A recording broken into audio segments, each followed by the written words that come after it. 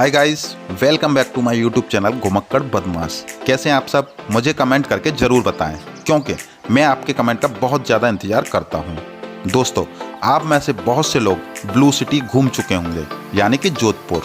लेकिन फिर भी एक बार ये वीडियो बिना स्किप किए पूरा ज़रूर देखिएगा, क्योंकि इस वीडियो में मैं आपको बहुत सी ऐसी बातें बताने वाला हूँ जो आपको पहले कभी नहीं पता होंगे, और साथ ही साथ बताऊंगा कि कैसे जाएं, कहाँ रुकें और क्या है सही और सस्ता तरीका जोधपुर को एक्सप्लोर करने का।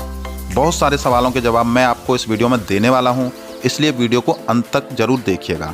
ऐसी ही इन्फॉर्मेटिव वीडियोस देखते रहना चाहते हैं तो चैनल को सब्सक्राइब जरूर करें, और साथ ही साथ में बेल आइकन दबाने के बाद ऑल बटन पर भी क्लिक जरूर करें, ताकि ऐसे ही इन्फॉर्मेटिव वीडियोज़ के नोटिफिकेशन मिलें आपको सबसे पहले।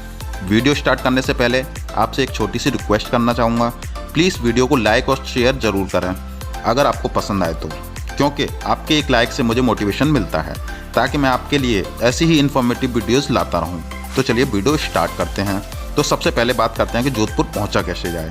तो जोधपुर पहुंचने के लिए आपके पास 3 ऑप्शन है।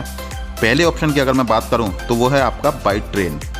आप by train easily Jodhpur railway station तक आ सकते हैं, और यदि आपको डायरेक्ट जोधपुर तक की ट्रेन नहीं मिलती है तो आप भगत की कोठी रेलवे स्टेशन तक ट्रेन देख लीजिए, जो कि जोधपुर रेलवे स्टेशन से 4 से 5 किलोमीटर के डिस्टेंस पर है। तो आप जहां से भी आ रहे हैं वहां से डायरेक्ट ट्रेन देख लीजिए। वहीं अगर मैं दूसरे ऑप्शन की बात करूं तो वो है आपका बाई फ्लाइट। अगर आप फ्लाइट से आना चाहते हैं तो जोधपुर में आपको एयरपोर्ट भी मिल जाएगा, तो आप अपने अपने शहरों से जोधपुर तक डायरेक्ट फ्लाइट से भी पहुँच सकते हैं। अब अगर लास्ट ऑप्शन की बात करूँ तो वो है आपका बस का। तो आप अपने अपने शहरों से जोधपुर तक बस देख लीजिए अपने बजट के अकॉर्डिंग, बट मेरे अकॉर्डिंग ट्रेन बेस्ट ऑप्शन है। तो चलिए दोस्तों, अब हम जोधपुर पहुंच चुके हैं। अब बात करते हैं कि हमको स्टे कहां करना है। तो आप या तो रेलवे स्टेशन के पास रूम ले लीजिए अगर आपका बजट कम है तो, नहीं तो आप यहां से घंटाघर निकल जाइए, जो कि 1.5 किलोमीटर के डिस्टेंस पर है। मैं आपको रिकमेंड करूँगा कि आप घंटाघर के पास स्टे कीजिए, क्योंकि घंटाघर पर आपको शॉपिंग और फूड के ऑप्शन ज़्यादा मिल जाएंगे, और यहाँ पर आपको स्टे करने के भी 2 ऑप्शन मिल जाएंगे। पहला तो ये है कि आप प्राइवेट रूम ले सकते हैं, जिसका आपको 1000 से 1200 रुपये पे करना पड़ेगा। और अगर मैं दूसरे ऑप्शन की बात करूँ तो वह है आपका हवेली का। यहाँ आपको प्राचीन काल की हवेली भी मिल जाएगी, जिसमें आप स्टे कर सकते हैं, बट इसमें कॉस्ट थोड़ा ज़्यादा रहता है। इसमें आप 2500 से 3000 रुपये पे करने के बाद स्टे कर सकते हैं। और यदि आपका बजट कम है तो आप रेलवे स्टेशन के पास ही होटल ले लीजिए, जिसमें आपको 700 से 800 रुपये में रूम इजीली मिल जाएंगे।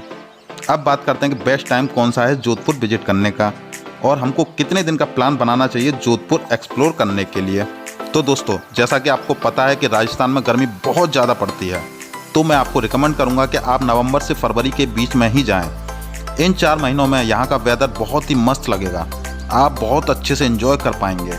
अदरवाइज़ आप पूरे साल में कभी भी जा सकते हैं। अब बात करते हैं कि हमको कितने दिन का स्टे बनाना चाहिए। तो आप 2 दिन में पूरे जोधपुर को इजीली एक्सप्लोर कर सकते हैं। पहले दिन आप यहाँ की लोकल साइट सीइंग को कवर कर लीजिए, जो कि घंटाघर से वॉकिंग डिस्टेंस पर है, यानी कि 1 किलोमीटर के दायरे में। तो सबसे पहले बात करते हैं मेहरानगढ़ फोर्ट की। ये फोर्ट राजस्थान का ही नहीं बल्कि पूरे भारत का लार्जेस्ट फोर्ट कहलाता है, और इस किले को एक्सप्लोर करने में आपको कम से कम 2 घंटे लगेंगे। ये किला 1459 में राव जोधा द्वारा बनवाया गया था, जो 410 फीट ऊंची चोटी पर बना हुआ है, और यहाँ का एंट्री फीस 100 रुपये है। इस फोर्ट में 7 प्रवेश द्वार हैं, और इस फोर्ट के अंदर आपको अनेक महल देखने को मिलेंगे, जिसमें सबसे लोकप्रिय शीश महल, मोती महल और फूल महल हैं। इनकी वास्तुकला बहुत ही शानदार है। इस किले के अंदर आपको बहुत ही सुंदर सुंदर प्राचीन सौंदर्य देखने को मिलेंगे, जो कि फोटोशूट के पर्पज से बहुत ही शानदार हैं। अगर आप प्रोफेशनल कैमरे से फोटोग्राफी करना चाहते हैं तो आपको यहाँ 100 रुपये एक्स्ट्रा पे करने पड़ेंगे, और आप यहाँ फोटोग्राफी एंजॉय कर पाएंगे।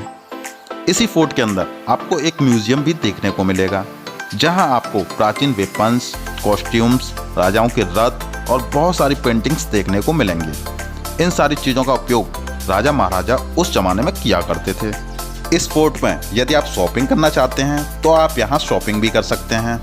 आपको यहाँ ढेर सारी शॉप्स देखने को मिल जाएंगी। यदि आप किले में इवनिंग के समय जाते हैं, यानी कि 5 से 6 बजे के बीच, तो आपको यहाँ किले की छत से सनसेट का बेहद ही शानदार नज़ारा नजर आएगा, और यहाँ से आपको पूरा जोधपुर सिटी नीला नीला नजर आएगा। इसलिए जोधपुर को ब्लू सिटी कहा जाता है। दोस्तों, यदि आप फोटो शूट कराना चाहते हैं तो सनसेट के समय यहाँ जरूर आएं। सनसेट के समय यहाँ फोटो शूट कराना अपने आप में अलग ही एक्सपीरियंस देता है। अब आप यहाँ से अगले स्थान की तरफ प्रस्थान कीजिए, जो है आपका चंडी माता मंदिर। ये मंदिर मेहरानगढ़ फोर्ट से कुछ ही दूरी पर स्थित है। चंडी माता दर्शन करने के बाद आप निकल जाइए जसवंत थाड़ा। इसे 1899 में बनाया गया था और ये भी मेहरानगढ़ किले के पास में ही स्थित है। जसवंत थाड़ा को यहाँ का ताजमहल माना जाता है। ये भी वाइट मार्बल से बनाया गया है और यहाँ का एंट्री टिकट मात्र 50 रुपये है। यदि आप यहाँ भी फोटो शूट कराना चाहते हैं तो यहाँ भी कुछ समय जरूर व्यतीत कीजिए। अब आप यहाँ से प्रस्थान कीजिए अगले स्थान की तरफ, जो है जोधा डेजर्ट पार्क, जिसको राव जोधा डेजर्ट पार्क भी कहा जाता है। इसे 2006 में बनाया गया था। यहाँ का एंट्री टिकट 100 रुपये है। ये एक पिकनिक स्पॉट है। बेसिकली ये एक बहुत ही शानदार गार्डन है। यहाँ आप आधा एक घंटा जरूर बिताइए। यहाँ से जोधपुर सिटी का भी एक शानदार नज़ारा देखने को मिलेगा। आप यहाँ फोटोग्राफी वीडियोग्राफी करने के बाद निकल सकते हैं अगले स्थान की तरफ, जो है आपका स्टेपवेल स्क्वायर। इसे तुर्जी का झालरा भी कहा जाता है। इसको 1740 में बनाया गया था। बेसिकली ये उस जमाने में वाटर प्रिजर्व करने के काम आया करता था। ये 200 फुट गहरा है, तो स्विमिंग की तो बिल्कुल भी मत सोचिएगा। अगर आप कपल्स हैं या फिर आप अपनी फैमिली के साथ हैं तो इस स्टेपवेल में ज़रूर जाइएगा। बहुत ही पीसफुल प्लेस है और यहाँ आपको अलग ही एक्सपीरियंस मिलेगा। और यदि आप लंच करना चाहते हैं तो आप यहाँ कैफेटेरिया में जाकर लंच भी कर सकते हैं। तो दोस्तों, डे 1 में आप इन सारी जगहों को घूम लीजिए, जो कि वॉकिंग डिस्टेंस पर है, यानी कि 1 से 2 किलोमीटर के दायरे में। उसके बाद आप नाइट में होटल में स्टे कीजिए। दोस्तों, डे 2 में आपको थोड़ी दूर पर जाना है, जिसमें सबसे पहले आता है मंडोर गार्डन। ये पार्क शहर से 9 किलोमीटर की दूरी पर स्थित है, जो कि मारवाड़ के महाराजाओं की पहले राजधानी हुआ करती थी। यहाँ पर आपको करोड़ों देवी देवताओं की मूर्ति देखने को मिल जाएंगी, जो कि प्राचीन काल की मूर्तियाँ हैं। इसके अलावा इस गार्डन में एक सरकारी म्यूजियम भी है, जिसमें कई प्रकार की कलाकृतियाँ और अवशेष हैं। जोधपुर का मंडोर गार्डन सबसे अच्छे पार्कों में से एक है। इस गार्डन को घूमने में आपको कम से कम 1 से 1.5 घंटा लग जाएगा। अब आप यहाँ दर्शन करने के बाद जा सकते हैं अगले स्थान की तरफ, जो है आपका बलसमंद लेक। ये एक आर्टिफिशियल लेक है, जो कि शहर से 5 किलोमीटर की दूरी पर स्थित है। ये झील 1859 में गुर्जर प्रतिहार शासकों द्वारा बनाई गई थी। ये झील हरे भरे बगीचों से घिरी हुई बहुत ही सुंदर झील है। आप यहाँ जाकर भी कुछ समय स्पेंड कीजिए और मूव कीजिए अगले स्थान की तरफ, जो है आपका उम्मेद भवन पैलेस। इसे 1943 में बनाया गया था। ये महल जोधपुर की रियासत का शानदार नमूना है। यहाँ का एंट्री फीस 50 रुपये है। ये पैलेस काफ़ी बड़ा और काफ़ी सुंदर बना हुआ है, तो यहाँ भी आप कुछ समय जरूर व्यतीत करिएगा। This is one of the largest residency in the world. Umaid Bhawan palace को 3 पार्ट्स में डिवाइड किया गया है। पहले पार्ट में म्यूजियम है। यहाँ आप उस जमाने की डाइनिंग टेबल्स, हैंडीक्राफ्ट और उस जमाने का बहुत कुछ देख सकते हैं। और दूसरे पार्ट में लग्जरी होटल बाई ताज है। अगर आप यहाँ स्टे करना चाहते हैं तो आप यहाँ भी स्टे कर सकते हैं। और तीसरे पार्ट में आज भी यहाँ रॉयल फैमिली रहा करती हैं। दोस्तों, क्या आपको पता है कि प्रियंका चोपड़ा की शादी भी इसी पैलेस में हुई थी? इस पैलेस में बहुत सी मूवीज़ की शूटिंग भी हो चुकी है। अगर आपको याद हो तो नसीब फिल्म में गोविंदा का घर यही पैलेस था। तो चलिए दोस्तों, अगले स्थान की बात करते हैं, जो कि बहुत ही महत्वपूर्ण है और मेरे अकॉर्डिंग सभी टूरिस्ट को इसका एक्सपीरियंस लेना चाहिए, जिसका नाम है बिश्नोई विलेज। ये विलेज जोधपुर का एक छोटा सा गांव है। यहाँ पर आपको यहाँ के ग्रामीण की ज़िंदगी कैसी होती है, कैसे उसकी दिनचर्या व्यतीत होती है, ये सारी चीज़ें आपको यहाँ देखने को मिलेंगी। यहाँ भी आपको रहने की व्यवस्था मिल जाएगी। यहाँ आपको मिट्टी का एक घर दे दिया जाएगा और यहाँ के लोगों के साथ रहना और उनसे बातचीत करना आपको एक अलग ही एक्सपीरियंस देगा। यहाँ आपको राजस्थान के कल्चर के बारे में जानने का मौका मिलेगा। और यदि आप बिश्नोई विलेज के लिए जाते हैं तो एटलीस्ट 1 दिन का स्टे वहाँ ज़रूर कीजिएगा। यहाँ आपको स्टे के लिए 1000 से 1500 रुपये पे करने पड़ेंगे और यहाँ के लोगों से राजस्थान के कल्चर के बारे में बारीकी से समझ सकते हैं। तो दोस्तों, ये था जोधपुर घूमने का सही तरीका 2 दिन में। इसके बाद बहुत से टूरिस्ट डेजर्ट कैंपिंग और कैमल सफारी करने के लिए रेगिस्तान में निकल जाते हैं, जहां वो हट हाउस में स्टे करते हैं और कैमल सफारी एंजॉय करते हैं। अब बात करते हैं कि इन सारी जगहों को घूमने के लिए हमारा साधन क्या होगा। तो डे 1 में आप पैदल ही इन सारी चीज़ों को कवर कर सकते हैं, बट डे 2 में आपको वहाँ टैक्सी या ऑटो करना पड़ेगा, जिसका आपको 1,500 से 2,000 रुपये पे करने पड़ेंगे। यहाँ टैक्सी और ऑटो थोड़ा कॉस्टली पड़ता है, तो मैं आपको सजेस्ट करूँगा कि आप यहाँ से एक स्कूटी हायर कर लें, जिसका आपको 500 रुपये पे करना पड़ेगा। और यदि आप बार्गेनिंग कर सकते हैं तो ये आपको 350 से 450 रुपये में इजीली मिल जाएगी।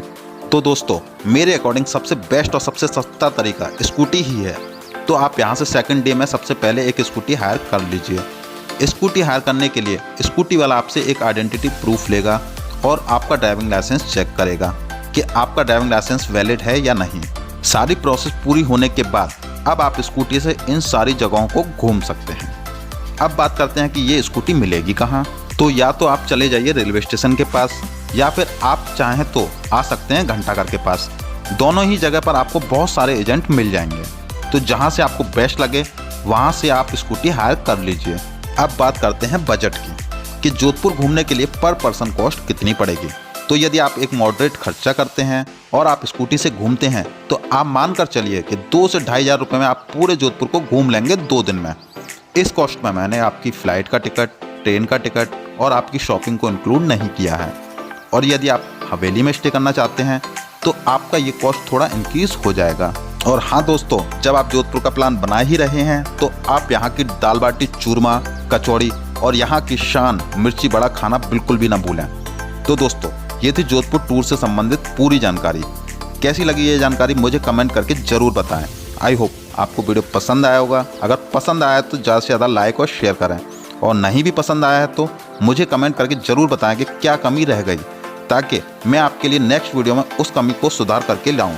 अभी के लिए बाय बाय, मिलते हैं नेक्स्ट वीडियो में नई यात्रा के साथ। और आपने अभी तक चैनल को सब्सक्राइब नहीं किया है तो अभी के अभी कर लीजिए सब्सक्राइब, ताकि मेरा नया वीडियो आपको मिले सबसे पहले। और वीडियो को पूरा देखने के लिए आपका बहुत बहुत धन्यवाद। आपकी यात्रा मंगलमय हो मेरे दोस्तों।